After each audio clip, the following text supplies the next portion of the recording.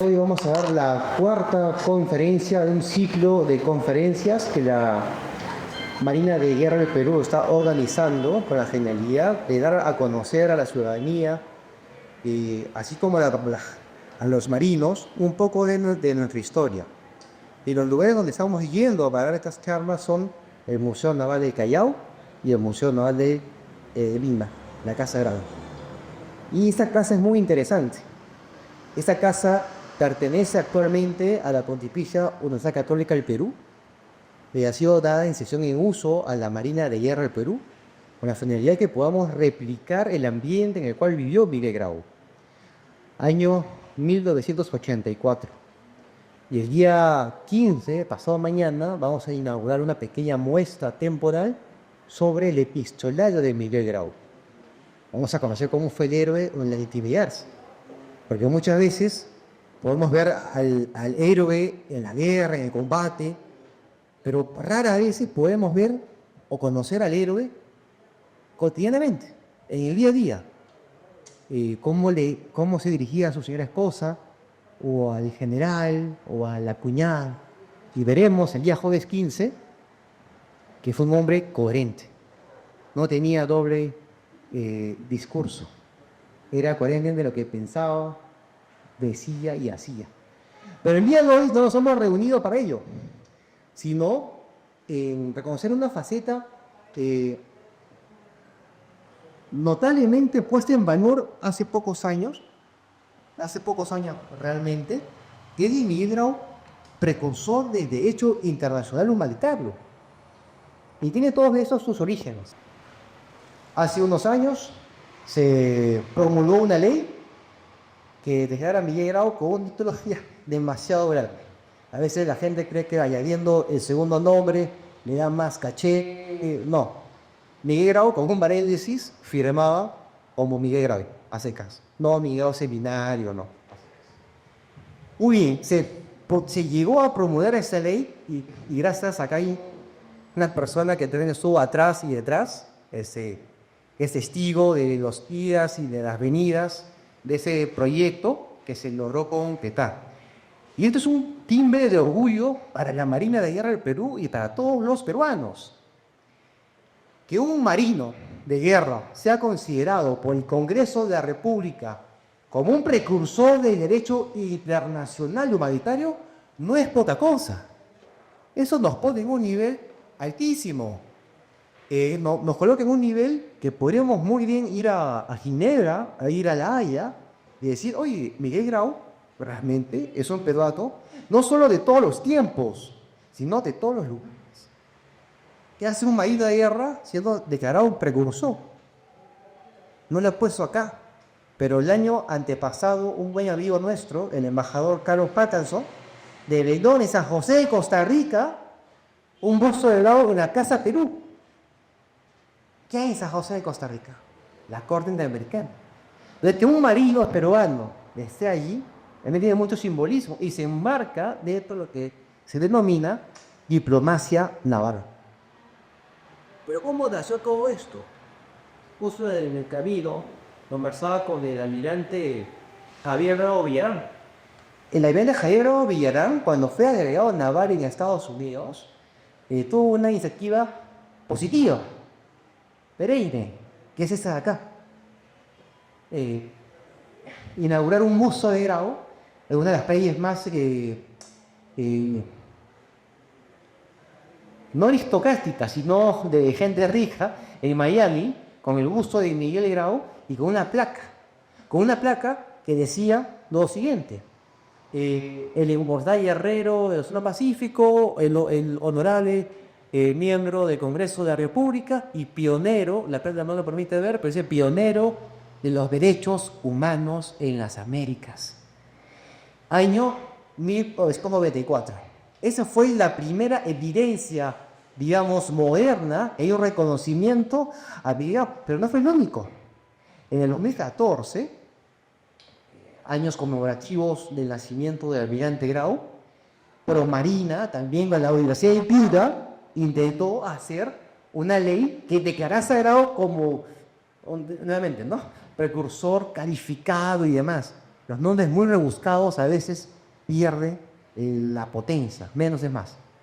No se llegó a concretar, pero la iniciativa está. Y la Comisión Peruana de la Cruz Roja, hoy la Cruz Roja Peruana, también lo reconoció como precursor. Entonces teníamos todo ya el hecho para que el Congreso lo haga, y lo hizo. Se llevó un informe al Congreso vía el INDEF, con todos los comités dichos por haber, y se logró. ¿Cuáles fueron los sustentos? ¿Cuáles fueron los sustentos? Acá conmigo, hablemos. Pero para ello, comencemos. ¿Qué era la guerra en 1879? Este señor que está acá, Francisco García Calderón, una de las mentes más brillantes acá de abogado. Tú. ¿Sí o no? Que el Día del Abogado en el Perú es el onomástico de Francisco García Calderón. ¿Ya? A los 24 años se editó un libro sobre la legislación en el Perú. Una obra maestra, encumbrada. Muy bien, en plena guerra, él define qué cosa es la guerra. Y luego veremos, y sacamos la exégesis del derecho y lo entendemos. La guerra era una manera legal de poder llevar dos estados por la fuerza a un acuerdo común, cuando no hay acuerdo. Pero también dice la parte última. Es tendencia en mi siglo, poco a poco, ir alejándonos de la guerra. Porque era atroz, era terrible, se estaba legislando al respecto. Sin embargo, no siempre se respetaban esas normas. Y pues era terrible. Bueno, en el año 59, la batalla de Solomino, de Italia, fue una batalla terriblemente cruenta, sangrienta. Tanto así, que el que estaba de esquina a la izquierda, era un suizo, era un empresario suizo, dijo, oye, eso hay que ver cómo humanizamos la guerra, cómo poner los límites, cómo podemos poner algo que sea claro. En sí, Casevío, ya no te mato, o no te torturo, o te protejo, o te curo. ¿Médicos? Tampoco. Ya fue. Ya. Entonces, miren ustedes, Henry Dunant convenció, luego de establecer la Cruz Roja peruana, y Suiza, luego de establecer, estos son los 5 fundadores de la obra de la Cruz Roja, convenció a distintos países en crear un convenio, o a firmar un convenio, es conocido como el Convenio de Ginebra, año 64. Y luego en el 68 hubo un intento de aplicar el convenio de Ginebra, que era terrestre, ejército en tierra, a las fuerzas navales, a las fuerzas marítimas. No se llegó a hacer. No se llegó a acordar eso. Y es por ello que el Perú recién en 1903, ¿sí? Recién en 1903, firma, ratifica y lo envía a Ginebra, a los Países Bajos, disculpen, en esta convención para aplicar los convenios de Ginebra a la guerra en el mar. Recién. Pero en La Haya, en 1899, ya se había hecho. Los países como Rusia, Rumanía, Dinamarca, ya lo habían firmado en 1899. La guerra del Pacífico fue 20 años antes. El Perú recién lo ratificó 24 años después que ya no murió. Murió. Entonces, aquí vamos a hablar del contexto. ¿En qué contexto jurídico Grau combatió la guerra? ¿Cuándo se declaró la guerra? ¿En qué contexto? Históricamente nos han dicho que es el 5 de abril. Pero ese es un error que repite. Y está bien. Hay errores que son eternos. Pero si vemos las fuentes públicas, vemos las fechas, las comunicaciones, la guerra se declaró antes del 5 de abril. ¿No? La casa. Mire, el presidente de la República, 4 de abril ya dice que el Perú está en estado de guerra. El enviado José Antonio de la Valle, de Valparaíso, me informaba que estábamos en conflicto con Chile. La guerra no se declaró el 5, fue antes. Se publicó el 5, sí, el sábado 5, se publicó en el comercio, en el peruano. Sí, pero ya se había declarado antes. Muy bien. Dicho esto, ¿cuáles fueron las acciones primigenias. Eso es interesantísimo. El que está allí es José Antonio Roca y Boloña, el de la abadía que está en Miraflores. Yo vivía ahí en la Guara 7. Y era el confesor y amigo de Miguel Grau. Y era del arzobispo de Lima. Es más, cuando los restos de Grau vienen al Perú, en el año 90, quien hace las honras pósteres fue... Es más, perdón, me he equivocado. Cuando se entera de la muerte de Grau, había 20 días, la catedral hace una honra fúnebre a los muertos en Aldamos, y el que hace las honras fúnebres fue José Antonio Roca y Boloña. Una pieza epistolar o de oratoria sagrada, se las recomiendo. Claro, es poco larga, pero es brillantemente bien escrita. Ya, él fue comprado por el gobierno como el jefe, fundador, organizador de las ambulancias de la Cruz Roja. Y en el diario El Peruano se publicó ese. Eso es acá en Perú, en el diario peruano, el símbolo de la Cruz Roja. Obviamente, eso no posibilidad en colores, ¿no? El la primera. Ahí está, testimonio Chiajari. ¿Cuáles fueron las órdenes que recibió Grau del ministro de la Guerra Marina, Domingo del Solar, cuando iba a atrapar en campaña? Acá están. Ninguna dice cumpla las reglas de enfrentamiento, cumpla lo que dice el Convenio de Ginebra de 64, cumpla lo que dice el Convenio de Ginebra de 68. No, dice la ley de la noche. Si se vuelve con dos buques poderosos, como el Cochrane o volver encalada, evite el enfrentamiento, ¿no? La idea no es morir, la idea es ganar tácticamente. Y hay una cláusula muy interesante que dice: en las circunstancias que usted se encuentre, las cuales no los que detallaba, haga uso de su criterio y prudencia. Criterio y prudencia. De acá un chati para los marinos. Que el marino se caracteriza por su criterio y por su prudencia. Bien. ¿Hay algo que no se ve? ¿Lo sabéis? Aquí la cima era la pintura de Fernando Salinas Díaz, donde se ve el combate entre Huáscar y la Esmeralda. ¿Y por qué lo tenemos a colación? Porque el combate naval de Iquique, que acá lo pueden ver en una obra que hizo David Sabamillar, un técnico de la Marina de Guerra de Perú, fallecido, y lo trabajo, en la réplica, va a tener un poco más vistoso. Se dan cuenta, el combate de Iquique, este mes, 21 de mayo, el Huáscar, su artillería no era muy buena. A raíz de eso, por falta de entrenamiento, se ordena el ataque por espolón. Se dispara, se le envise hasta en 3 oportunidades. Y fallecieron. Y se arrebataron náufragos. Y el comandante lateral de la turba murió valientemente. Valientemente murió. Grau lo dice en las cartas. Y en el diario de Bitácora se pusieron los nombres de todos los 62 náufragos. Y una cruz. Esa cruz representa la muerte del teniente de Armada peruana, Jorge de Narna. Al igual que Per murió, también murió nuestro teniente segundo. El hijo Grau, el Perú fue Octavio Reyes, un marino joven, con luces, impetuoso, que tenía compañerismo. Había estudiado en Francia también. Había practicado su práctica en Francia. Falleció. Muy bien. Y Grau, en una carta personal, lamenta mucho la pérdida,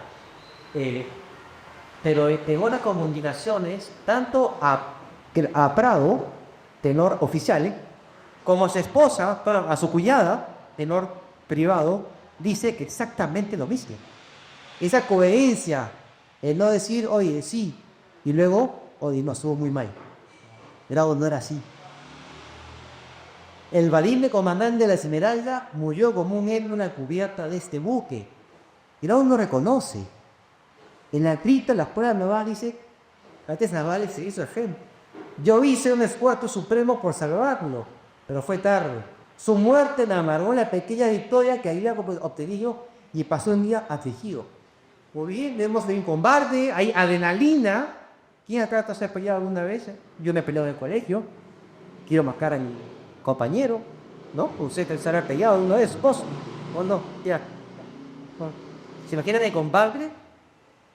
Con los sonidos, los disparos, las heridas, los gritos, la adrenalina, porque si no matas te van a matar.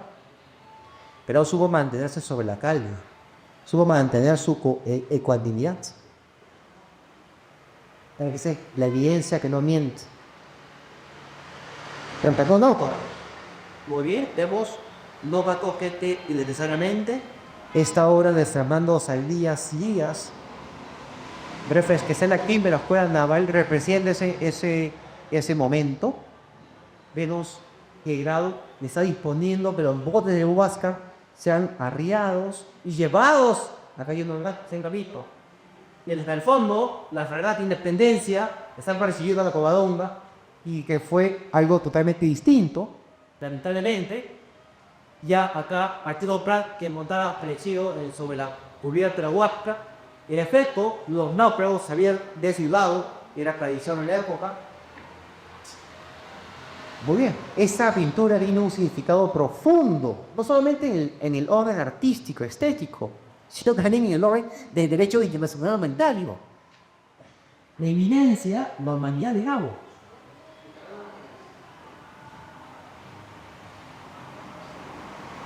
¿Qué dicen los testimonios chilenos? Vicente Seger llegó a ser contraalmirante o vicealmirante de la Armada de Chile.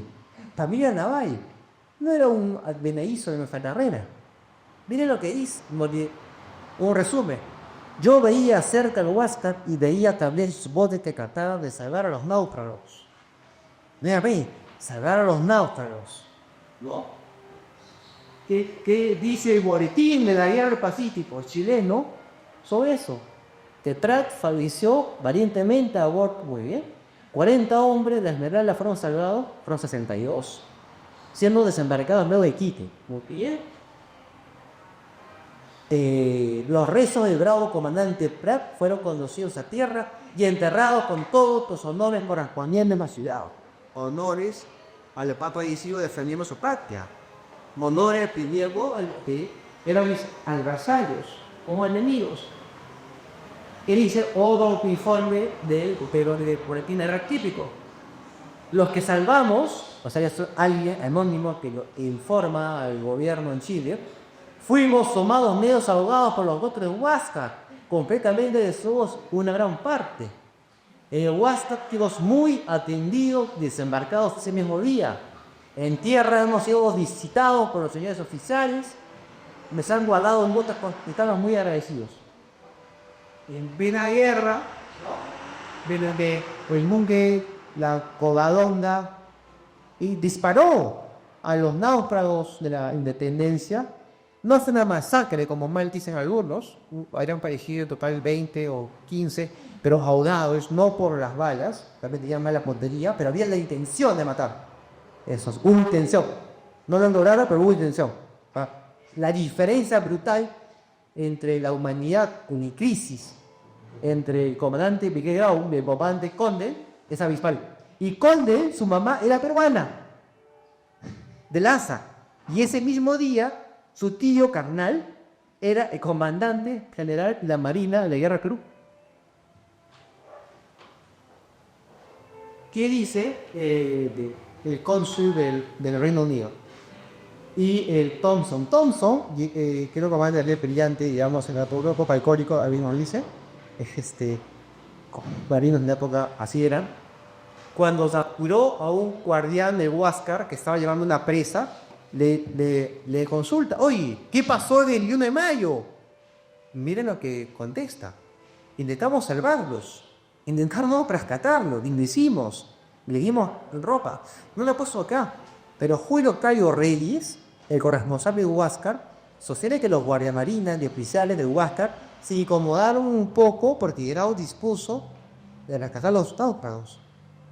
Entonces no era necesariamente un pensamiento común. Claro, la mentalidad de un joven así más vehemente y de un hombre ya sereno, que ha vivido 10 años navegando por el mundo de los 10 a los 9 a los 19 años.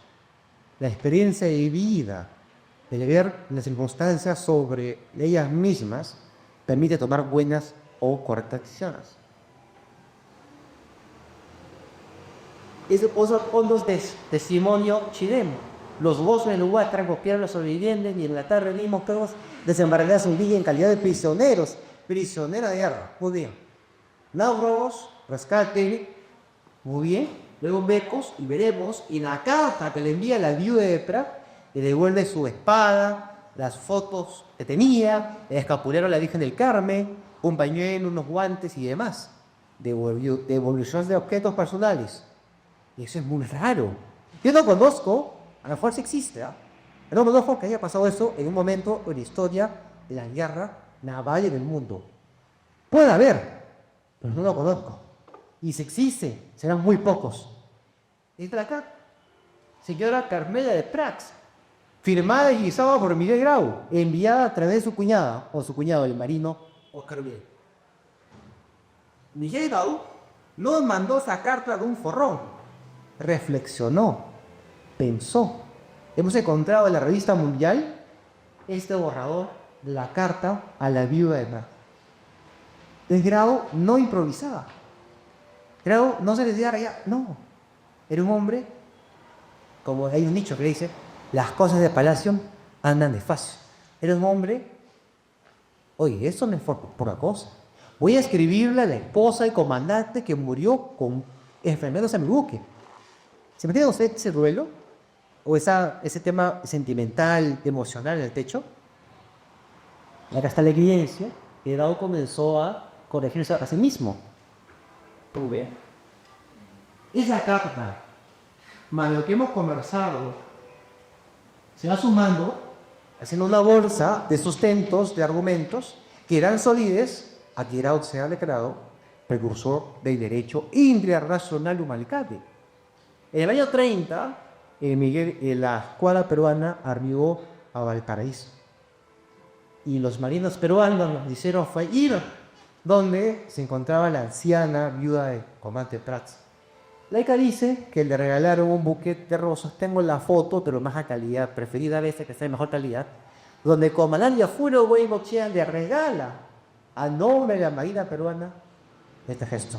Hay confidencialidad entre el hecho de Grau y los marinos de la década siguiente, del siglo siguiente.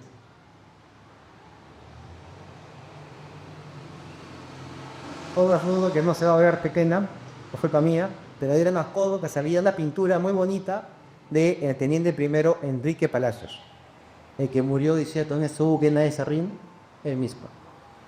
En el inventario de Bitácora escribe eso, ya no sobre la Esmeralda. Otro buque, otro día, el 10 de julio, donde Matías Cousiño dice, oye, lo teníamos, lo paramos, pudimos haber disparado que muera, pero no. Dispusieron, ordenaron, suplicaron, oye, abandóneme el buque, vamos a hundir su buque, abandone su buque. Y se demoraron tanto que ya tenían otros dos buques, el Cochrane y la Magallanes. Nada pues. Esto también ha sido criticado Grau, ser muy humanitario en la guerra, pero sin ningún contexto jurídico, sin ningún marco jurídico que lo avale, o sea, del corazón, o sea, del espíritu, o sea, de su humanidad. Manuel González Prada, este gran crítico de la sociedad peruana, decía, cualquiera puede matar, cualquiera puede insultar, qué fácil es botar sus, ¿no? Lo difícil es en el momento de euforia mantener la humanidad, pelear. Y así, damas y caballeros, como llegamos en la última lámina, en la breve exposición nos han convocado a validar la ley que declara Grau precursor del derecho internacional humanitario. Hemos visto un poco cómo nació la idea, luego cómo se sustentó en hechos reales, no inventados, y que deben de llenar de orgullo a los miembros no solo de la Marina de Guerra del Perú, sino a los peruanos que estamos acá. Son muy amables, gracias por su tiempo.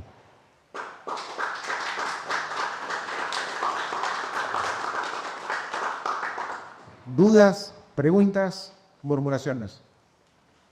Estamos sentados como una casa, hogareño, cálido, Faltan 10 minutos para las 5, es temprano. No pasa hasta las 6, no se preocupen. ¿Alguna duda? Comentario, sugerencias. Sí. Sono tutte pazienza por el paso. Normalmente, realizar dentro de esta legislación un rafo, según la exposición que nos ha planteado, esta ley que nombra el Defensor de Derechos Humanitarios Internacional Negro, se es validada, reconocida por los organismos de derechos humanos internacionales y lo reconocen actualmente. Esa es mi pregunta. Muchas gracias. Y ese es el paso 2 que no sé si se llegó a realizar. Porque si ya el Congreso de la República, o más que el Congreso, en la República del Perú, porque está cremada por la Presidenta, ya la República está reconociendo a Daroa como precursor. Y para esto se pidió opinión a la CONAIE, se pidió opinión al Ministerio de Justicia, se pidió opinión al Ministerio de Defensa. Y todos validaron, recomendaron, se mejoró y salió adelante. El paso 2 tiene que ser elevarlo a la Cancillería, ¿no? Ojalá cuando se publique este video, un miembro de la Cancillería, oye, qué buena idea, que la compre, Canciller, le demos a Quinegra, que le demos a la OEA, le demos a la ONU, a la Haya, copia de la ley que le declara grado. Y con un retrato. Así como Javier Pérez de Cuellar, peruano notable, y otros más de la época virreinal están en la OEA, están en grandes lugares de derecho en el que buscan la paz. O que la Cruz Roja Internacional también puedan reconocer a Miguel Grau, peruano, oye, alguien en el lugar más recóndito, ¿no? Hizo lo que nosotros buscamos. Hay que ponerlo en valor. Sería un golazo realmente hacer. A lo mejor Marina también puede ver esa iniciativa, ¿no? Elevarlo al canciller, vía el BINDEF, le ponemos otra propuesta para que ustedes puedan hacer reconocimiento a todas las delegaciones diplomáticas en el mundo. Oye, ahí está la ley. Explótenla, sáquenle el jugo. Conferencias. La Academia Diplomática del Perú tiene una cátedra o un seminario que lleva el nombre de Miguel Grau, justamente por eso. O sea, ya hay cierta corriente para consolidarlo más. Acá tengo 2 comunicadores que trabajan en Cominmar. Estoy seguro, como comunicadores, que van a pensar cómo poner en redes sociales y más cosas, ¿no? Sí. Muchas gracias por tu pregunta. ¿Algo más? Excelente, son muy amables. Podemos ir a paz.